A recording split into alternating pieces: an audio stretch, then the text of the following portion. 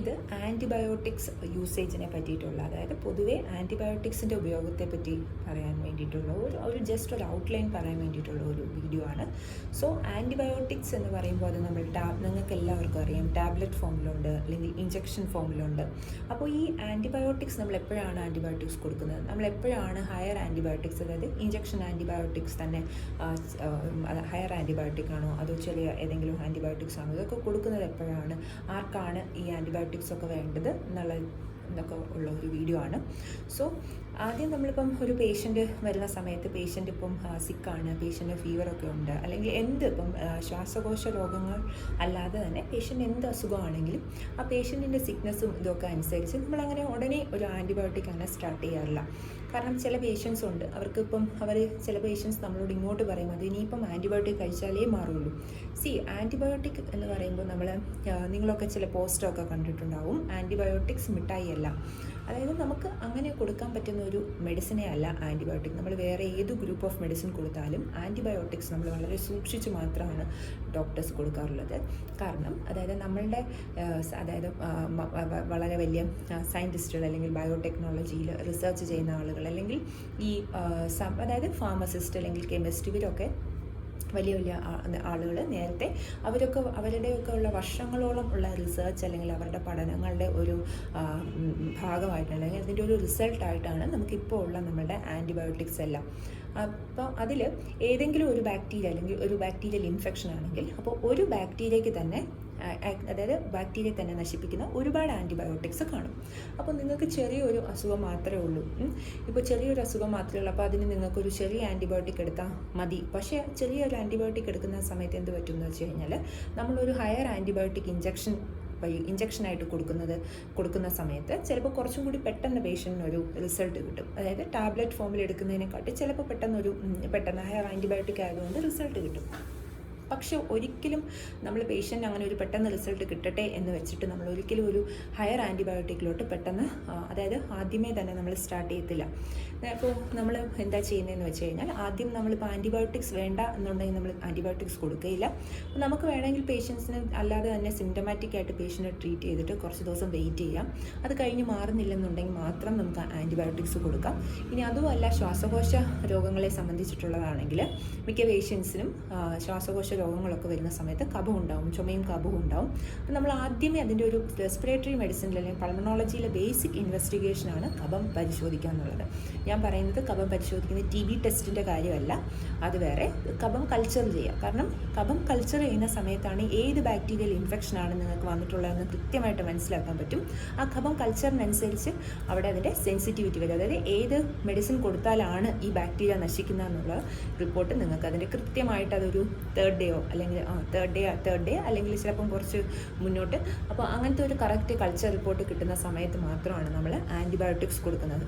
പക്ഷേ ചെറിയ ഇൻഫെക്ഷനൊക്കെ ആണെന്നുണ്ടെങ്കിൽ ഈ കൾച്ചർ റിപ്പോർട്ട് വരുമ്പോൾ തന്നെ നമ്മളുടെ ഏതെങ്കിലും ഒരു ടാബ്ലറ്റ്സ് നമ്മൾ കൊടുത്തിട്ടുണ്ടെങ്കിൽ തന്നെ അല്ലെങ്കിൽ സിംറ്റമാറ്റിക്കലി ബോഡി തന്നെ റിയാക്ട് ചെയ്തിട്ട് ചിലപ്പം മിക്ക പേഷ്യൻസിൻ്റെ അസുഖം മാറിയിട്ടുണ്ടാവും.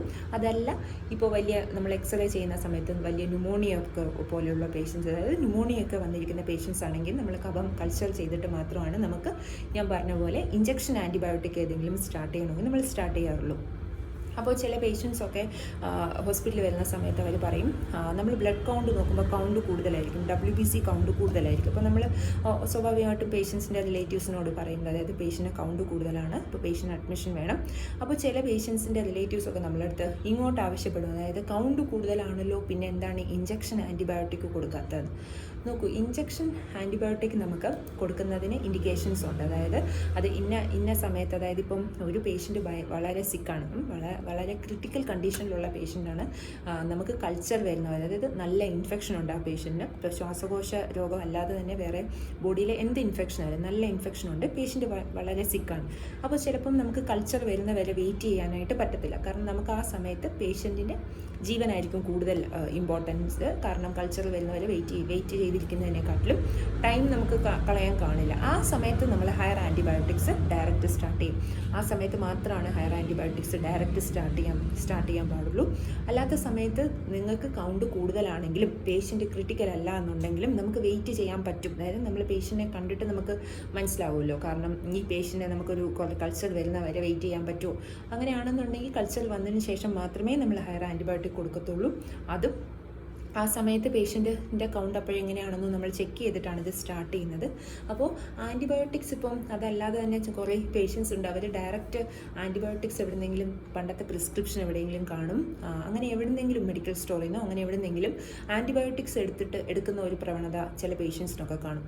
അതായത് നിങ്ങളൊരു ആൻറ്റിബയോട്ടിക് എടുക്കുന്ന സമയത്ത് ഇപ്പോൾ ആൻറ്റിബയോട്ടിക് റെസിസ്റ്റൻസ് വരാനുള്ള ചാൻസ് ഉണ്ടെന്ന് വെച്ച് കഴിഞ്ഞാൽ നമ്മളിപ്പം ഒരു പേഷ്യൻ്റ്, അപ്പോൾ നമ്മളൊരു പേഷ്യൻറ്റിന് അതിൻ്റെ കറക്റ്റ് ഇൻഡിക്കേഷൻ ഇല്ലാതെ, അതായത് ആ പേഷ്യൻറ്റിന് ചിലപ്പോൾ ഹയർ ആൻറ്റിബയോട്ടിക് വേണ്ടായിരിക്കും, എന്നിട്ടും നമ്മൾ ഡയറക്റ്റ് ആ patient higher antibiotic injection doses ഒക്കെ കൊടുക്കുന്ന സമയത്ത് എന്ത് പറ്റുമെന്ന് വെച്ച് കഴിഞ്ഞാൽ, അതായത് നമ്മൾ ഈ ബാക്ടീരിയ പിന്നീട് ഏത് ബാക്ടീരിയ ആണോ അവരെ ഇൻഫെക്റ്റ് ചെയ്തിട്ടുള്ളത് ആ ബാക്ടീരിയ പിന്നീട് ആ ഹയർ ആൻറ്റിബയോട്ടിക് കൊടുത്താൽ മാത്രമേ അതായത് നശിക്കുകയുള്ളൂ.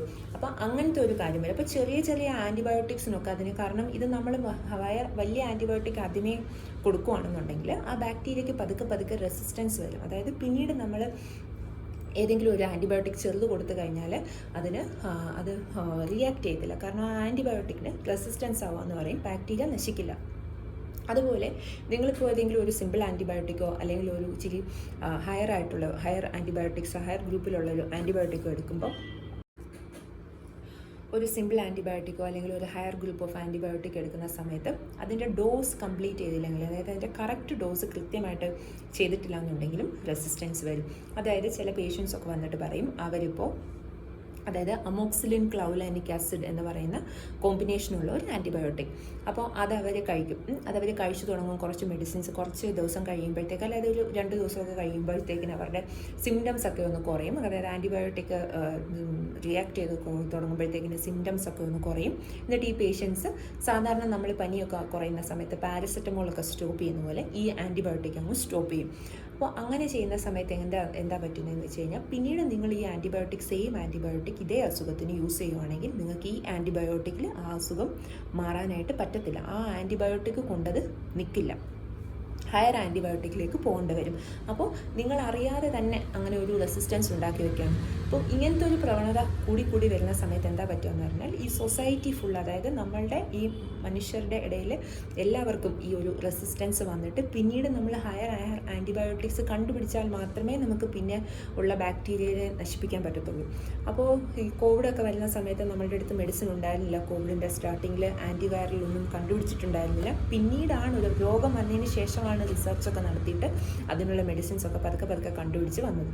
ഇപ്പോഴും അതിൻ്റെ കറക്റ്റായിട്ടുള്ളത്, അതായത് നന്നായിട്ട് മറന്ന പോലത്തെ ഉള്ള ഒരു മെഡിസിൻസ് ഒന്നും എത്തിയിട്ടില്ല എങ്കിലും അതുപോലെ തന്നെ നമ്മളൊരു ആൻറ്റിബയോട്ടിക്സ് എല്ലാം, അതായത് നമ്മളുടെ നിലവിൽ നമ്മൾ യൂസ് ചെയ്യുന്ന എല്ലാ ആൻറ്റിബയോട്ടിക്സും റെസിസ്റ്റൻസ് വന്നു കഴിഞ്ഞാൽ, അതിലൊന്നും ഈ ബാക്ടീരിയ നശിച്ച് പോകാതിരിക്കുന്ന ഒരവസ്ഥ വന്നു കഴിഞ്ഞാൽ പിന്നീട് ഇതുപോലെ ഞാൻ പറഞ്ഞ പോലെ വർഷങ്ങളുടെ റിസർച്ചും അതിനനുസരിച്ചുള്ള ഫെസിലിറ്റീസും ഉണ്ടെങ്കിൽ മാത്രമേ നമുക്ക് പുതിയൊരു ആൻറ്റിബയോട്ടിക് കണ്ടുപിടിക്കാൻ പറ്റത്തുള്ളൂ. അപ്പോഴത്തേക്കിനും നമ്മളുടെ കണ്ടുപിടിച്ചിരിക്കുന്ന ഇപ്പോൾ ഉള്ള എല്ലാ ആൻറ്റിബയോട്ടിക്കും ആ പേഷ്യൻസിന്, അതായത് മനുഷ്യർക്ക് എല്ലാവർക്കും അത് റെസിസ്റ്റൻസ് ആയി കാണും. അതായത് ആ ബാക്ടീരിയ നശിക്കാതെ വരുന്ന ഒരവസ്ഥ ഉണ്ടാവുകയും പിന്നീട് നമ്മൾ വർഷങ്ങളോളം കാത്തിരുന്നാൽ മാത്രമേ നമുക്കൊരു ഹയർ ആൻറ്റിബയോട്ടിക് കണ്ടുപിടിക്കാനും പറ്റത്തുള്ളൂ.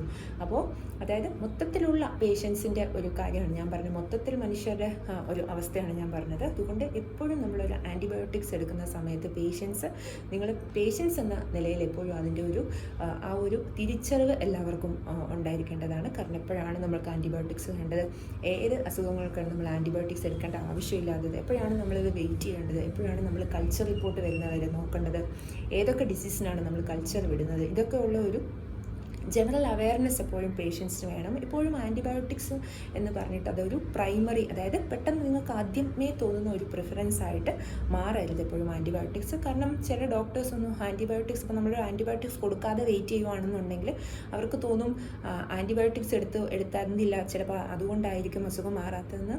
കാരണം അങ്ങനെയാണെന്നുണ്ടെങ്കിൽ ആ അസുഖം മാറാതിരിക്കുന്ന സമയത്ത് പേഷ്യൻസ് തിരിച്ച് അതേ ഡോക്ടറെ അടുത്ത് പോവുക. അപ്പോൾ ആ സമയത്ത് അവർ നിങ്ങൾക്ക് ചിലപ്പോൾ നോക്കിയിട്ട് നിങ്ങൾക്ക് ആൻറ്റിബയോട്ടിക് വേണോ വേണ്ടയോ എന്നുള്ളത് നോക്കിയിട്ട് നോക്കിയിട്ട് തീരുമാനിക്കും.